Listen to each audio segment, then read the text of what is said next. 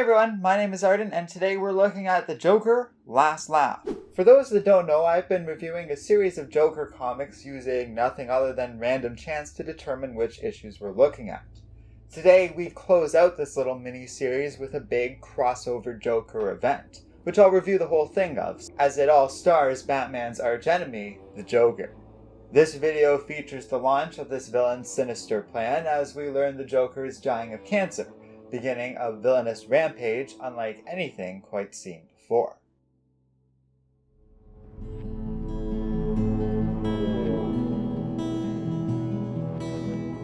In the Slab, a prison facility for superpowered and other dangerous criminals, the Joker goes through a series of advanced medical tests and scans. Two of the workers there make a startling discovery. The Joker is dying. Elsewhere, Dick Grayson asks Barbara Gordon out on a date to cap off her week-long vacation away from working as a person of contact for the world of superheroes. At the Slab, Shiloh Norman, once known as Mr. Miracle, talks over the new Joker situation with the warden of the prison. Shiloh, a professional escape artist, was considered a natural choice to be the new head of security for the Slab. Though a doctor believes that this news will pacify the Joker, Norman feels otherwise, and states this is a disaster waiting to unfold. He's worried what effect a clown-themed villain will also have on the other inmates. Indeed, the Joker, once released into the general population of the prisoners, on the advice of this doctor, is quick to identify a number of them with useful superpowers, and begins to scheme. Though, when approached by a gang of Aryan criminals, the Joker comments that while he is evil, the Nazis are just plain mean. Later, Barbara Gordon and Dick Grayson enjoy a meal together, having spent a nice day with each other, enjoying some scenery just outside of Gotham. Barbara reluctantly went on vacation to begin with, so she's eager to return to work, commenting how, at this point, she works with the JLA, Batman, Dinah Drake, and Grayson's own Titans. Dick is worried that his companion could get burnt out at the rate she is working, and encourages the woman to continue relaxing. Besides that, the man who now calls himself Nightwing is confident that with so many heroes active in the world these days, things will be fine if they enjoy themselves for a few hours. Meanwhile, the news reviews footage of the Joker receiving news that he has a malignant tumor and will die soon. Though the villain initially went through a rapid cycle of normal responses to this new information, he quickly accepted what he learned and immediately switched focus towards starting a prison riot. Dinah Drake, bringing some food to enjoy with Barbara and not realizing her friend is still out with Grayson, sees footage of the riot and realizes something chaotic is brewing. The Joker breaks out a number of villains who gleefully join him on the rampage, with the villain quietly advising, encouraging, and leading the escapees along the way. However, the clown correctly predicts the activation of an advanced piece of technology that keeps the prisoners in check, that instantly turns all of the inmates ill. The Joker, unaffected by any kind of toxic gas or substance like this thanks to his history of chemical use, approaches two villains called Mr. Mind and Multi-Man, and says he has plans for the two of them, but they all need to hurry. With few superheroes immediately available to help and Oracle away, Black Canary only manages to get a hold of Ted Kord, also known as the Blue Beetle, a hero that only recently returned to the superhero scene. Dinah goes in to assess the situation while Ted stays behind as backup. The Slab scrambles its security personnel to respond to the riot, and Shiloh Norman is updated on the situation. He is told that though they thought the Joker was safely contained in his cell, a shapeshifter called Chiller had taken his place, and thus the prison staff are unaware of the Joker's actual current whereabouts.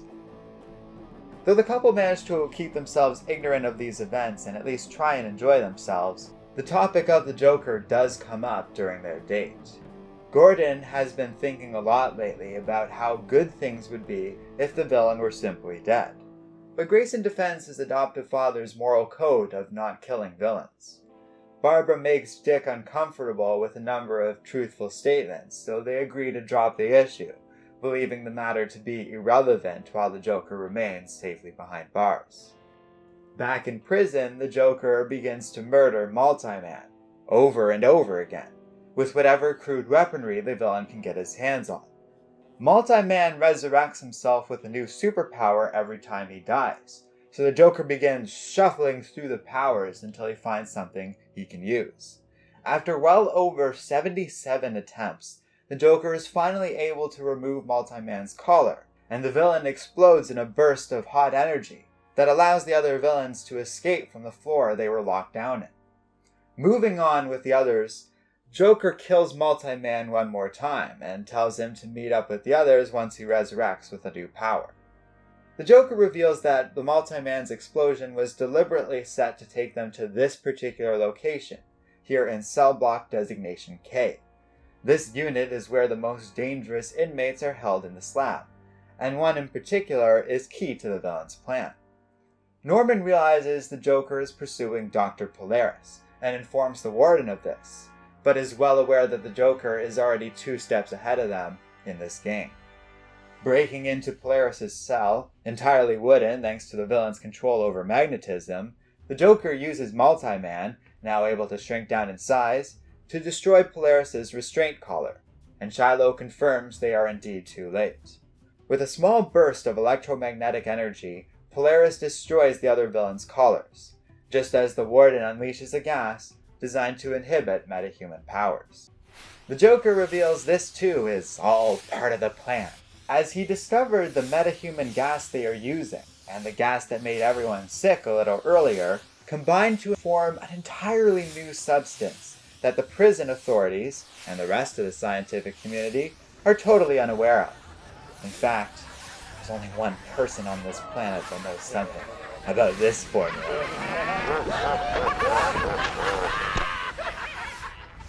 The entire prison erupts into laughter, and Dinah Drake comes across the Warden, dead.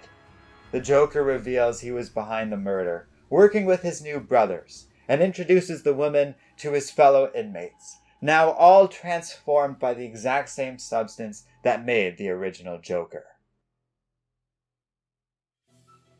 Dick and Barbara's date ends, and the two learn on the news of what has happened when Grayson takes Gordon home. The prison is placed on full lockdown while Shiloh is put in charge, given the Warden's death. Norman decides to stop being reactive and start being proactive, so they move to block the Joker's next logical step in his plan, attempting escape. It won't be easy, and they now have a Jokerized Polaris who can easily break past most of the Slab's barriers.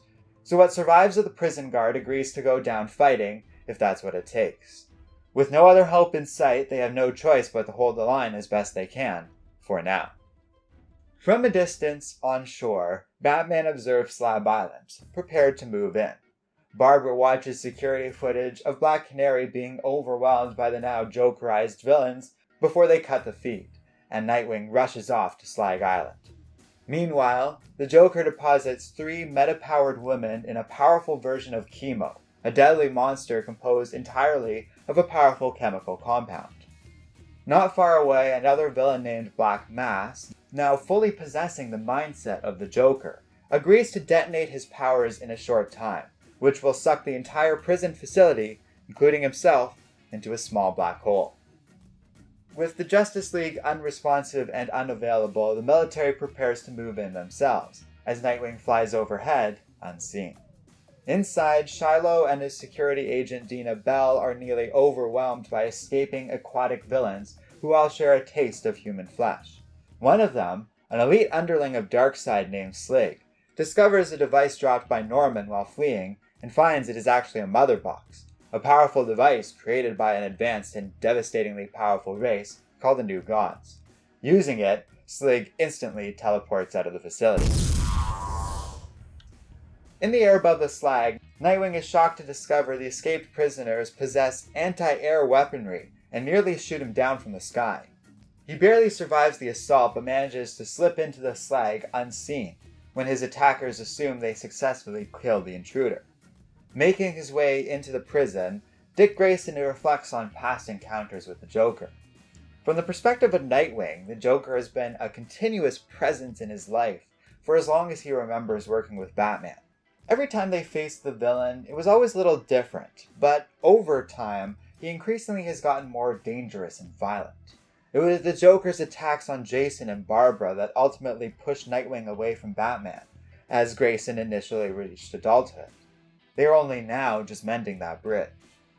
Nightwing is then ambushed by 3 infected villains, Meathead, Leather, and Riot. Though he never faced any of these 3 before, barely familiar with 2 of them, he is able to best them with some quick thinking and deft moves, but recognizes he got lucky. These are clearly not the Joker's best people, while the other villains locked up in here are far more powerful and might require somebody as strong as Superman in order to handle. The Joker is informed of Nightwing's presence but pays it little mind, and continues his plans unabated. Dick Grayson then sees visions of the Justice League before he is attacked by an image of Batmite, a powerful villain able to manipulate reality. Batman rescues Grayson and reveals that a different villain, Lady Spellbinder, was controlling Nightwing and what the young man saw. Wayne explains to his ally what is going on here, and together they find Dinah Drake, badly beaten by the escaped prisoners. With the Joker already escaping along with his new peers, the heroes realize they will have to flee the Slag too. It is at that moment that Black Mass detonates, and a black hole immediately destroys a huge portion of the prison, killing many in an instant, including Multi-Man. Batman and Nightwing barely escape with an unconscious Dinah and Lady Spellbinder. They manage to flee onto Ted Kord's aerial vessel, but barely survive the experience, and the Blue Beetle's craft is damaged in the escape. As the heroes regroup, Black Canary warns them that the Joker is dying of terminal cancer, and thus he's more unpredictable and dangerous than ever, with very little to lose. Now all bets are off. At these words, Lady Spellbinder begins a disturbing laugh. We'll get into what happens next time on the Joker's Last Laugh here on Comic Island, as we go into a series of tie-ins where Jokerized villains attack various DC superheroes.